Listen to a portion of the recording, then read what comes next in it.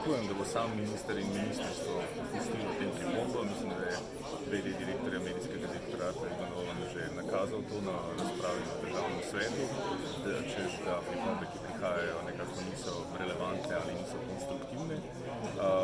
In tudi seveda minister Simoniti v predhodnih razpravah na državnem odboru za kulturo recimo ni pokazal kakšne pretirane naklonjenosti dialogu ali sprejemanja kritike.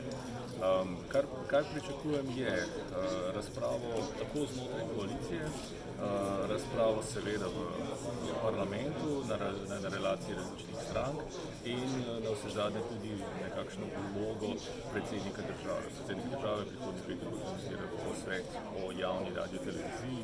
Gotovo, da to ne bo rešilo položaja javne radiotelevizije, zdi se mi pa dobro, da se je končno glede medijev oglasil in da bo vsaj ponudil svoj prostor nekako za to vrstno razpravo, ki je pač dejansko v teh mesecih v resnici ni bilo. To ni bila javna razprava, je bil en pogovor na državnem odboru za kulturo državnega zbora in en pogovor na državnem svetu. To za me ni javna razprava, ni bilo ne pripravljenih ne okroglih miz, ne soočenja česarkoli. Ministrstvo za kulturo je zelo skrajno pasivno vlogo in zato kot pravim od njih in ministra ne pričakujem praktično ničesar, ravno nasprotno.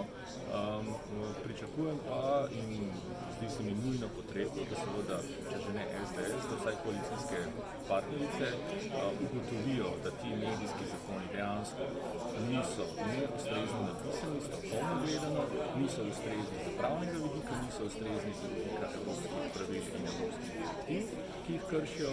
Mislim, da tudi niso v skladu z ustavo.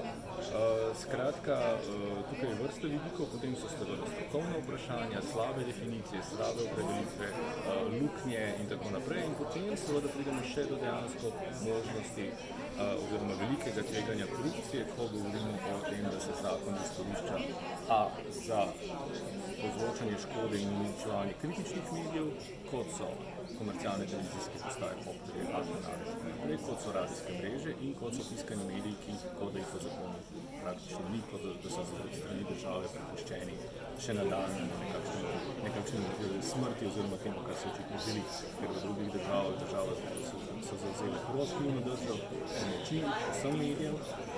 Pri nas nobene proaktivne pomoči ni, razen tiste, ki predstavlja korupcijsko tveganje, kot je televizijski sklad, ki je med drugim tudi v nasprotju z evropskimi sistemi dodeljevanja državnih sredstev in državnih pomoči. Skratka, koalicijski partnerji SMC, Desus in Nova Slovenija se bodo morali odločiti in če količkaj spoštujejo tako javno razpravo in demokracijo, kaj šele da spoštujejo novinarstvo in medije, bodo pač morali enostavno poslati in zahtevati umik teh zakonov, še preden praktično sega v državni zbor.